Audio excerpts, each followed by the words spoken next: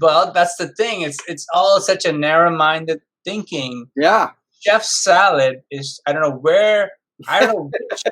which chef we're talking about, and I don't know which chef decided that you got to have ham in a salad. Yeah. Frankly, because a salad is part of a multi-course meal, and if you put a protein like a meat protein in a salad, you're defeating the purpose of that progression of the meal.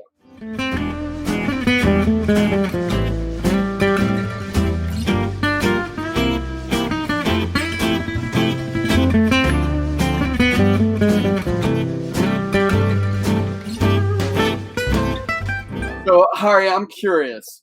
If I gave you an extra $1,000 a month in your personal budget, what would you do with it? Well, you really want to know?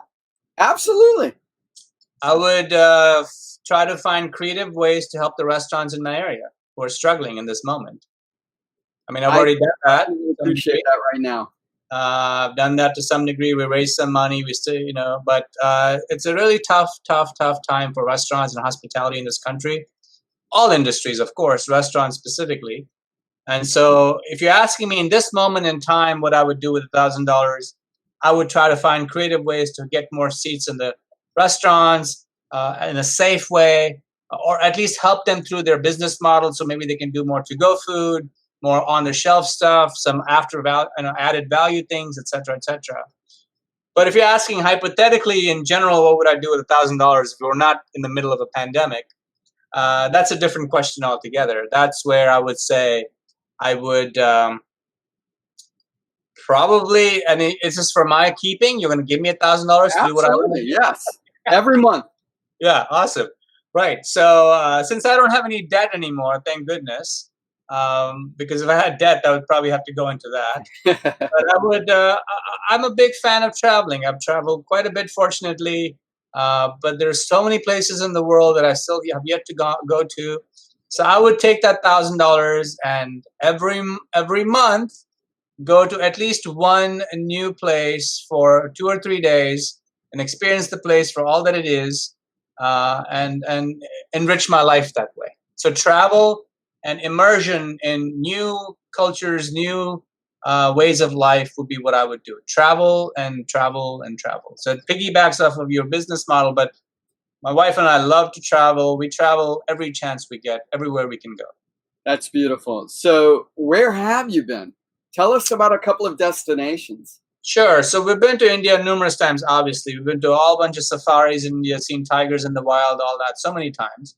We've been to Morocco, just recently, just before the pandemic hit us. We've been to Provence in the south of France. We've been to Alaska numerous times. We got married in Alaska. Oh, wow. Yeah, we got married on Denali National. And actually, we got married on Tenured Glacier in Denali, outside Denali National Park. So we took a helicopter from Denali National Park, basically, to Tenured Glacier, almost 10,000 feet. And just 6 people on a helicopter, and we got married on a glacier. So that Alaska, is fantastic. I love it. Thank you. Absolutely love it. Jennifer is yelling at me. Mexico many times. We've been to Mexico numerous times. We've been to Puerto Rico. We've been to Monte Carlo. I got good relatives live in Monte Carlo, so we went to Monte Carlo just before the COVID hit us. We've been to Lima, Peru. All over the Caribbean, Jamaica several times. But, it's just a drop in the bucket. There's so much more to see. So let me ask you this. England, into London. You've been to England? Okay. London, not for long, but for some time. So out of all of those places, off the top of your head, what's the one place that if I could snap my fingers and you were having dinner there, where would it be? I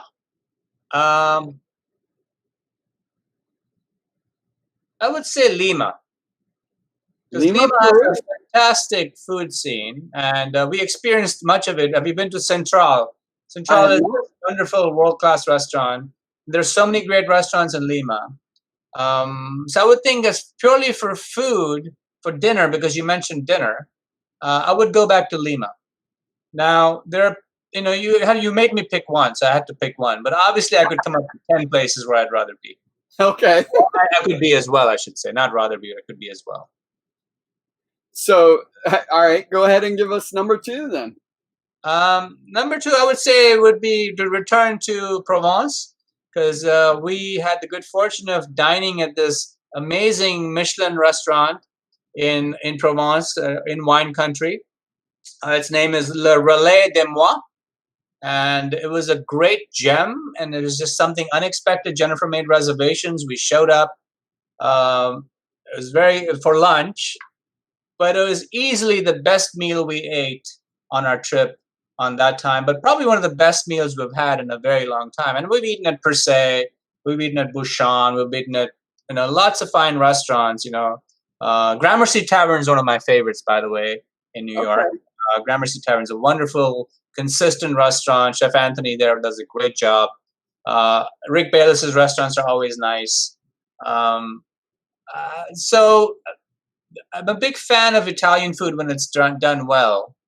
I always joke that I was probably Italian in my previous life, because the way I cook pasta is, I think, the way Italians cook pasta. So I don't make pasta and put red sauce on top. You got to do it right. You got to cook the pasta in the sauce for a little bit.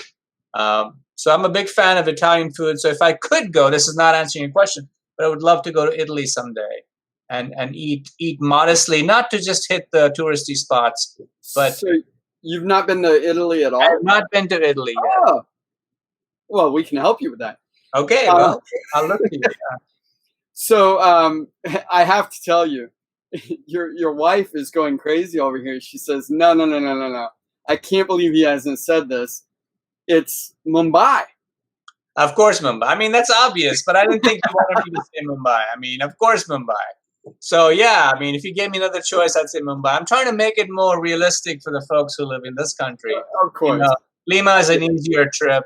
New York is an easier trip. So yeah, I mean, Mumbai is home. It's my heart. It's where I was born and raised, and I'm never bored in Mumbai, no matter how crazy it is. And I would recommend India to anybody in a heartbeat. Having said that, I would recommend that if you've never been, you should have some travel guidance if you do it. It's interesting you say that, because my daughter actually was planning to head to India, and we had some very experienced travelers tell us, the tour that she was looking at was into areas that were not necessarily good for a solo traveler, especially a woman solo traveler. So, she revisited that, but it's interesting you say that. And that's, that can be said about any place worldwide, including places in the United States. So, yep. I'm not saying anything specific to India, but you definitely should look for guidance. And, I have the resources to be able to find that out. I found that out for my daughter. I found it out for our clients as well. But, sure. Yeah. Yeah. With India, I'm the local, so you want to go with me. We'll go with you. There you go. Absolutely. So when you do your travel outside of Mumbai, obviously, how do you find great restaurants? What do you look for to decide, what, this is worth me investing my time and my money to see whether or not their food is worthy of my palate? Sure. So I'll be honest and say Jennifer often will do a lot of the legwork. She takes a lot of time looking. She's completely plugged in a network, and we always have GPS enabled. My phone usually doesn't work in India. Jennifer's phone works almost worldwide. So when we travel, Jennifer looks up places, and of course, if we have a connection in the room or something, we'll start looking at places. In terms of where to eat, we look to see the menu. It always starts with the menu. What does the menu look like? First of all, Jennifer's vegetarian, so we have to make sure that she can eat something thoughtful. So it starts there. And then after that, once that's been established, I'm a big fan of scratch cooking. So if I know that the kitchen is cooking food from scratch, it doesn't have to be a Michelin restaurant. It just needs to be food that's cooked from scratch. And if it passes those two tests, then it's already on my radar. And then beyond that, is a big flavor? Is it got a good wine list? Because wine's a big component of when we go out to eat. And what do locals have to say? How easy is it to get to that spot from where we are? All those factors come into play. But in general, when we're in urban cities, it's easy to find fantastic restaurants to eat all the time. But even when before we even make accommodations, we try to make accommodations when we're in cities in the hub, in the kind of heartbeat of the city. We're not the people who live out in the country and take a train into the city, even though I love train travel. But we're the people who live in the smack dab middle of everything, and then everything is right there. And I don't mean that in a tourist way, but we want to make sure that the culture and the heartbeat of the city is not far away from where we are. Okay. So I tend to actually be quite the opposite. I tend to be, the Rhone Valley of France, Grenoble, Lyon, not necessarily Paris. So for me, it's more about being in the countryside and experiencing what the locals enjoy. Sure. Urban is not necessarily my focus, although I've enjoyed great meals in urban locations. It's just that for me, I find it challenging to find anything unique in urban locations. You're right about that. It's so much of a melting pot. You're correct about that. I think we feed off of the energy of the urban setting. Sure. And probably because I'm from India, from Mumbai, I should say, I naturally gravitate towards that because I feel like, not that I want to be always in a city, because I've had my share of, being not in a city. But I feel like when I'm around the people and I see their way of life and how they go to work, and I hear all the different accents, that gives me great joy. Usually, larger cities tend to be cosmopolitan, and I find great joy in cosmopolitan environments. So because I'm still going to hear the local language, but I'm also going to hear other things, and that's fun for me. Now, we don't always seek that out, but when we go to a city, we don't stay outside the city. We stay in the middle. So we're different that way. Nice. So out of the experiences that you've had, is there any one particular place that you would say, you know what, and it doesn't even have to be necessarily foodie related, but is there one place you would say, you know what, every person listening in this audience, you have to travel there? And it can't be Mumbai. Sorry. It has to be somewhere else. Got it. I guess if it can't be Mumbai in India, then I would say Morocco. I mean, Mexico as well, to be honest with you. I know Where in Mexico? So we've been to Puerto Morelos. We've been to Tulum. We've been to Mexico City. Mexico City was fantastic, in my opinion. We've been to the Maya Riviera, basically up and down. San Juan was wonderful. Old San Juan was wonderful. We went there twice. But those are all nearby, and people can do that very easily. But I would say Morocco. So as a unique, exotic place that people may have considered but really didn't give it much thought, probably Morocco. We were in Marrakesh, went to Casablanca. Marrakesh was fantastic. We stayed in a riad, right in the heartbeat of the city, in the old city, and experienced all of the old city as one could imagine. So Morocco is a safe, exotic, cultured, old world kind of a place with fantastic entertainment, fantastic moderate lifestyle, very accessible. And then from there, you can go on to other places naturally. I mean, I would love to go to Spain someday. I haven't been yet, but I want to go to Spain. I actually want to go to other parts of North Africa as well. I want to go to Algeria someday. I want to go to Tunisia someday. I want to go to Ethiopia someday. I'm a big fan of North African food. So that $1,000 is going to be eaten up very quickly, is what I'm trying to say. All right. So reeling it back in, you're living currently in the Central Florida area. Tell us, you mentioned earlier farm to table. It kind of needs to be farm to table. What is, off the top of your head, what is the one place in Central Florida that, and it can't be your own, Yeah. that comes to mind when you think farm to table and great cuisine? Sure. I would recommend the Tennessee Truffle in Sanford, Florida. It's called the Tennessee Truffle. Um, Chef Nat is doing a fantastic job, and you should visit because he supports local farmers a great deal. He cooks from the heart. He's professionally, classically trained. He's worked in some fine restaurants. He's extremely creative. I've done a couple of events with him. He's passionate. He's all in. So the Tennessee Truffle in Sanford, Virginia. Wow. I mean, not Sanford, Virginia, Sanford, Florida. I've never heard of it. You should go. I mean, tell Chef Nat Russell that I sent you. I'm fascinated. We will definitely be visiting. We were just in Sanford. I think last week we went to the old jailhouse. Sure, and it was run formerly run by a friend of mine, Chef Bram Fowler. He's not there anymore, but you should definitely check out the Tennessee Truffle. It's just down the street. Interesting. It's down the street on 2nd Avenue, right there. I'll definitely have to check that one out. Yep. So, when I say culinary, what comes to mind for you? Love. Right? So food is love. Right? So food is love. That's what comes to mind is integrity, passion, ability, love. But it starts with love. But it's love for the ingredients, it's love for the flavor, love for the story of the food, love for the experience, love for the memory, love for what you're celebrating, love for the destination where you went to eat that food, etc., etc., etc. So I think it leads with love for me. Okay. So one last question, and then we're going to bring Carla on. All right. Carla's going to come on and share some fun foodie facts. The quirky queen herself has some interesting things she's going to share with us.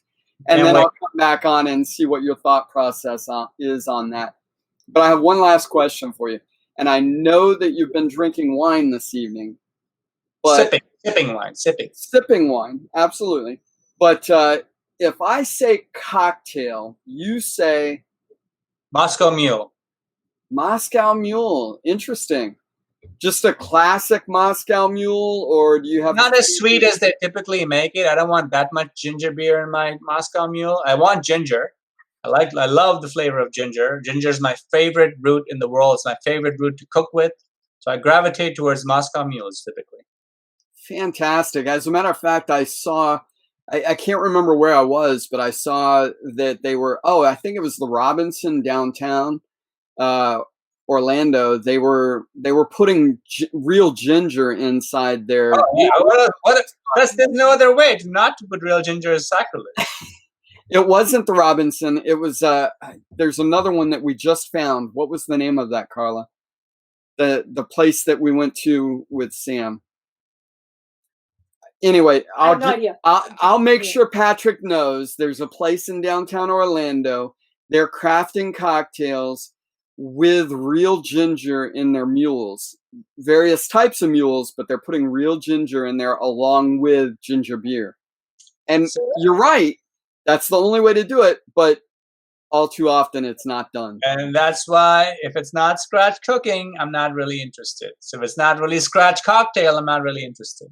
I love your thought process. So without further ado, we're going to bring Carla on to give her quirky commentary, and I'll be right back. Okay. Hey, foodie fans, fun foodie facts with Carla and my special guest host, Sam. Say hi, Sam. Hi, Sam. Okay, so these are fun foodie facts about India, and I looked them all up on the internet, so you know they have to be 100% true because nothing on the internet is untrue. Direct quote from Abraham Lincoln. So I know this is pretty much true. India is known as the land of spices, and so many people think spicy, they think like hot, but spice just means flavor. And I love Indian food, a lot of flavor. The very first Indian restaurant was opened in the U.S. in the mid-1960s, but today there are around 80,000 Indian restaurants in America. So that's really cool. India has been producing salt for over 5,000 years. And a little bit of salt goes a long way. It can bring out the flavor of other spices. India has been brewing spirits from as early as 3000 BC. That's really awesome. And India is home of one of the world's hottest chilies. And forgive me if I pronounce this wrong. The boot lokia.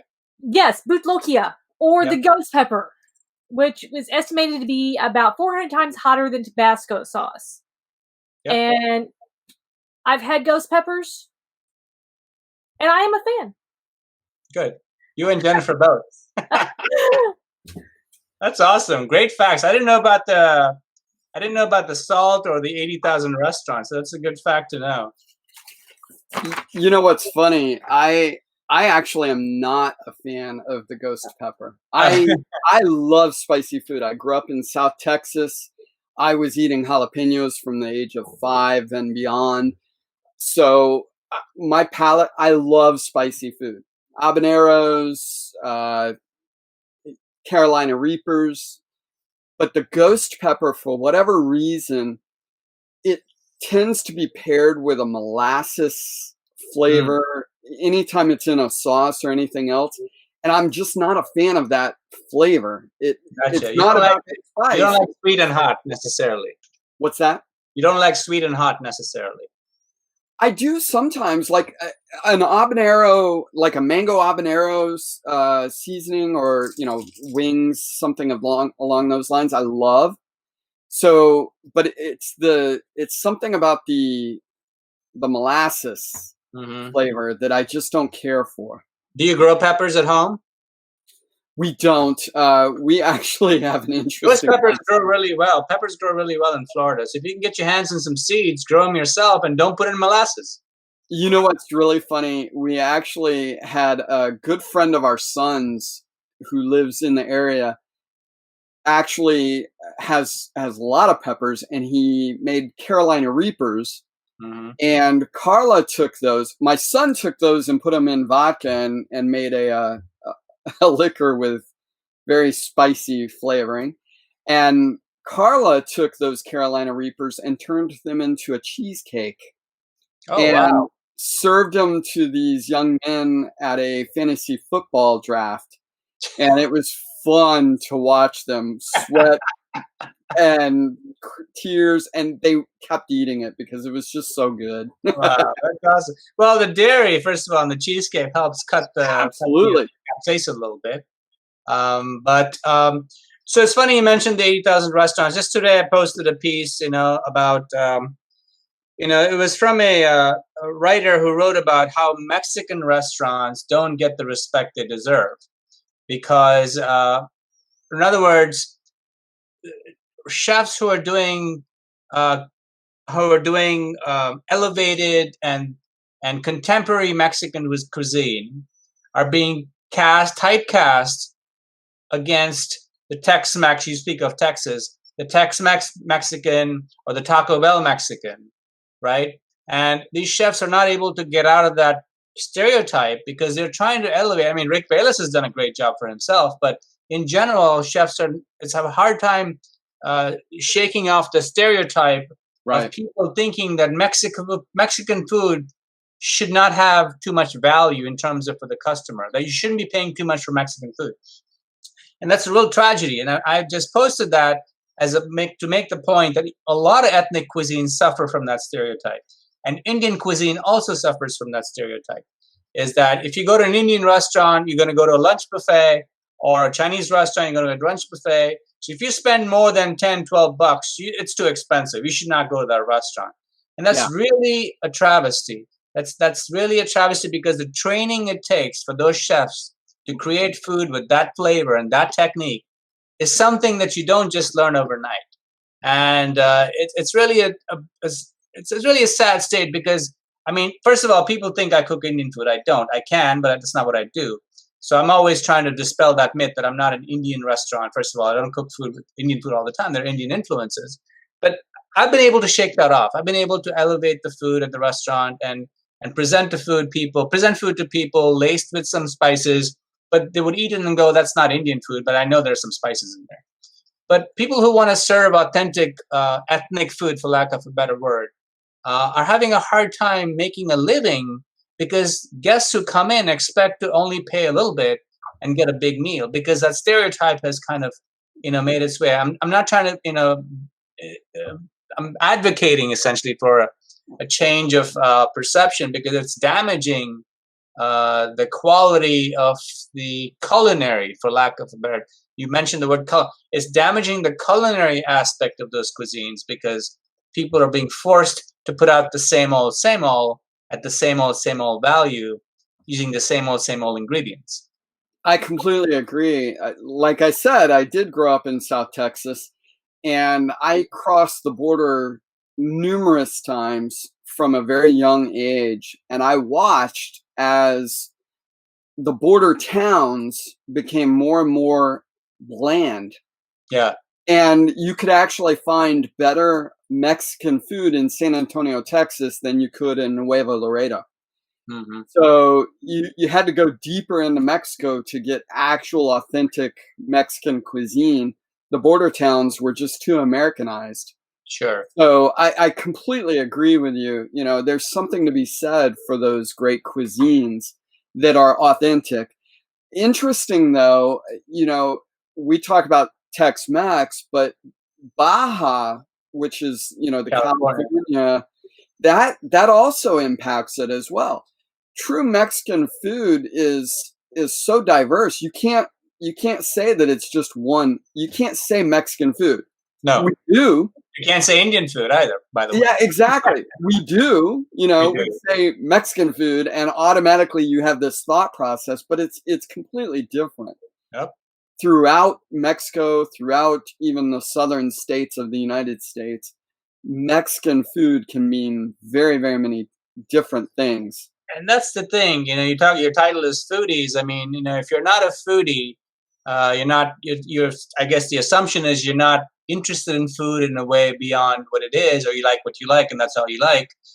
But when you're like that, then it becomes easier to look for those stereotypes. But so foodie sounds like a bad word, but it's, I think, being, some of your guests may hate me saying this word, but it's being more of a global citizen and being accepting the world for the diverse place that it is. And to stereotype either a town or a region or a country is just as bad as saying that if you vote for this person, then everything about you is about like that person. It's the same stereotype.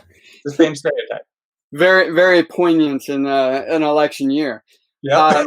I have to point out that Jennifer commented that the cocktail should be a Boulevardier. That's her favorite cocktail in the world. We're gonna have to get together, because that's actually my favorite cocktail as well. There we go. The four of us. She often has to explain to the bartender what that is, and most bartenders go, "What?" And then she has to go, "Have you heard of a Negroni?" And maybe half of them have heard of a Negroni. But if they've heard of a Negroni, then it's easy to get them to make a Boulevardier. But if they've never heard Negroni, now it's like, oh, here we go. I don't know what I'm going to get now. We'll see. Yeah. So interesting you say that. We actually had a young man on here. He's got to come back on the show because we had technical difficulties. But his name's Romo, and he's the head bartender, and now an assistant manager at Claremont Brewing Company. And he put on the menu a blood orange Negroni. That sounds good. It's phenomenal. It's so perfectly balanced. And we actually have some video of him creating that cocktail as well. So once we finally get him set up so that he doesn't have any technical difficulties and he can be on the show, then we'll go ahead and release that video footage as well. Awesome. But, that brings me to a great point. I hope that we can count on you to be a part of our Facebook group. Certainly. And share some of your insights and, maybe even a recipe or some links to some recipes.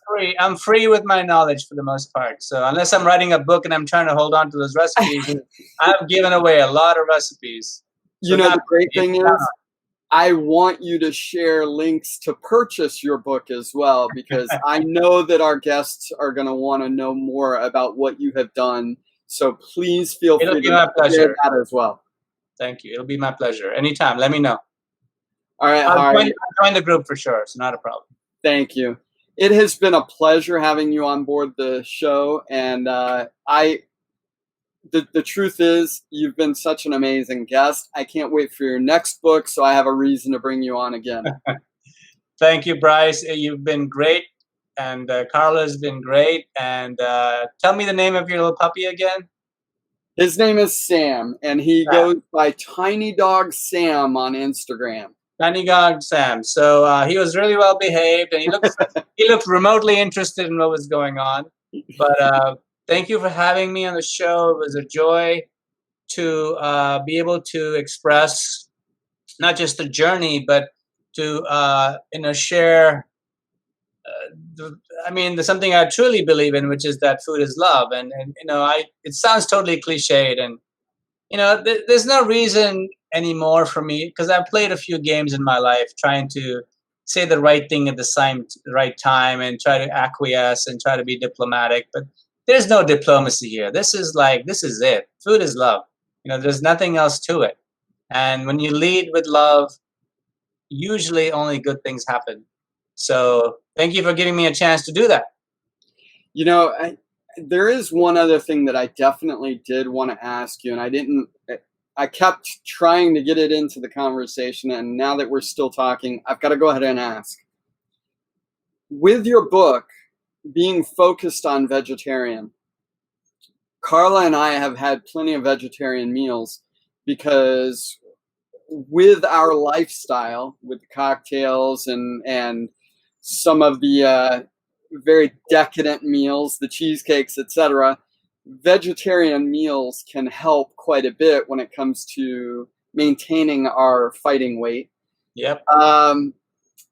One of the challenges we've found is that there are a lot of recipes out there that don't take into account the balance of nutrients. Mm-hmm. So can you speak a little bit about that real quick?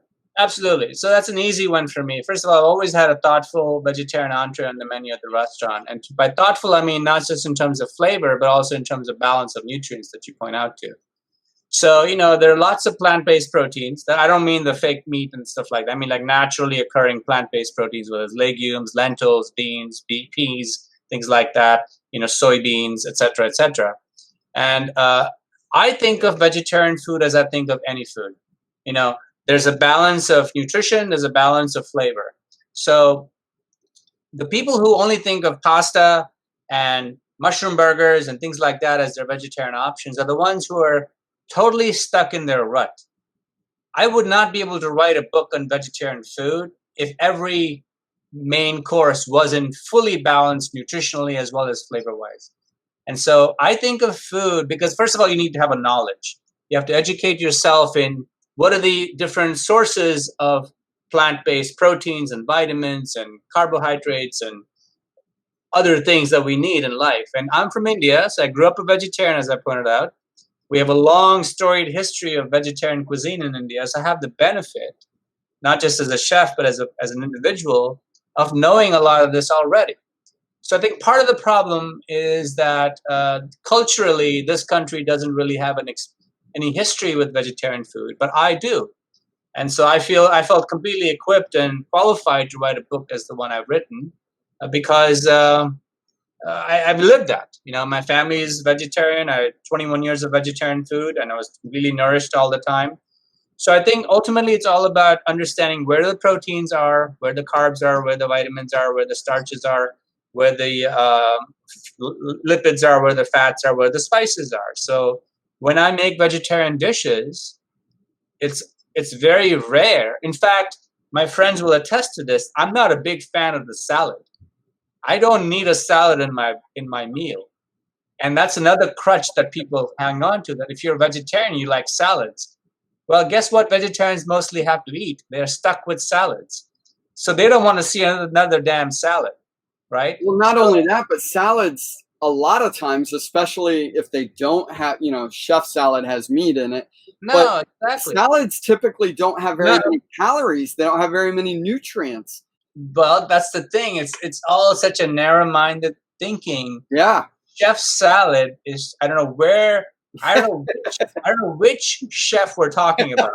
And I don't know which chef decided that you got to have ham in a salad. Yeah. Frankly, because a salad is part of a multi-course meal, and if you put a protein like a meat protein in a salad, you're defeating the purpose of that progression of the meal.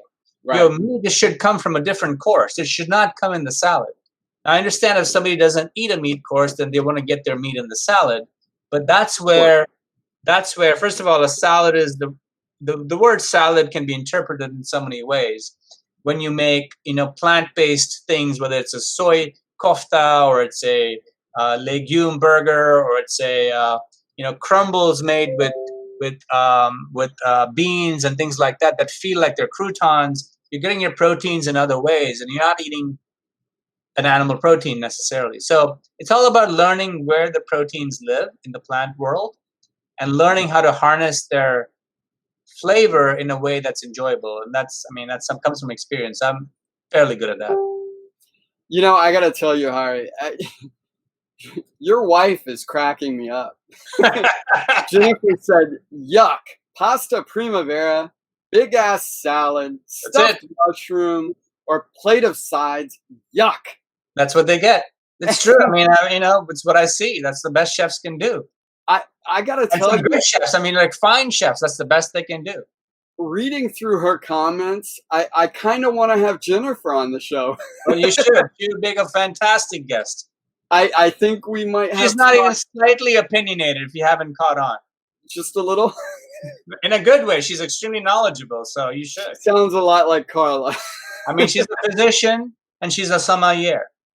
Oh, really? Yeah, she's a physician with her own private practice, and she's also a certified sommelier. We've been wanting a sommelier on the show, so Jennifer will give you that and so much more. We'll have to definitely talk about that. And with that, I'm going to go ahead and say good night. You have been amazing. I really appreciate you coming on board our show. Honestly, it's been an honor to have you, and I hope that you see a little bit of a boost. I hope that our clients not only like, subscribe, and share our show, but they also take a look at your book and maybe make a purchase or two. Well, that would be wonderful, but thank you so much for having me. I always love talking to wonderful people such as yourself. So it all starts with that human connection. So thank you for being the great person you are. Thank you. Carla. Yes. I really appreciate that. Have a great night. You too. Take care. If you like what we're doing here, hit subscribe.